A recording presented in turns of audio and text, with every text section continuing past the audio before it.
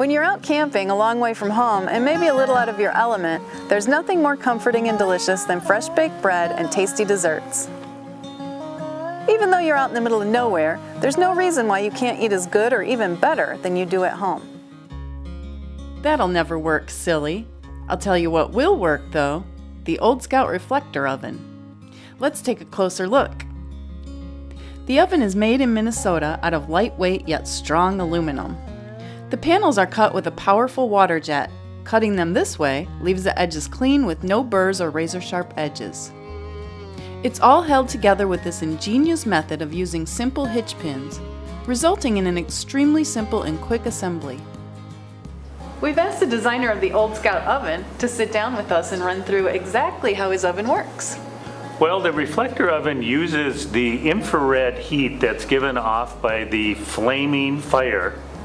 So in comparison to our home oven, what temperatures can we expect? Well, with a medium-sized fire, much as we have back here, you should be able to expect to keep your temperature range in the 350 to 400 degrees, which is your normal baking range. Might be a little up, a little down, depending on how the fire goes, but should be able to keep it in that range. How about cooking times? Cooking times are going to be comparable to what you would find in your oven. It's dependent upon the size of the fire and how consistent you can keep it burning, but you should figure that it's going to cook approximately at the same range as what you would expect at home. Are there any tips using the Old Scout oven that you'd like to share with the folks at home? Well, I think probably the most important one is that you want to keep a medium-sized flaming fire.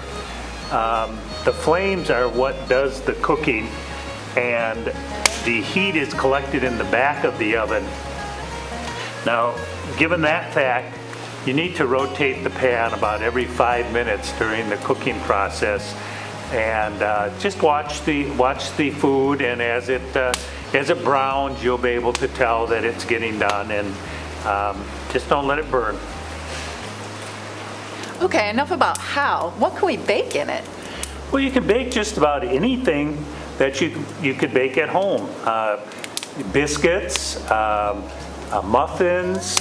I've heard of people baking cakes, and it's just really up to you and your imagination as to what you can end up baking.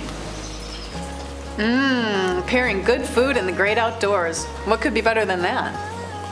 The Old Scout reflector oven has definitely earned a place in my kitchen pack. Happy baking!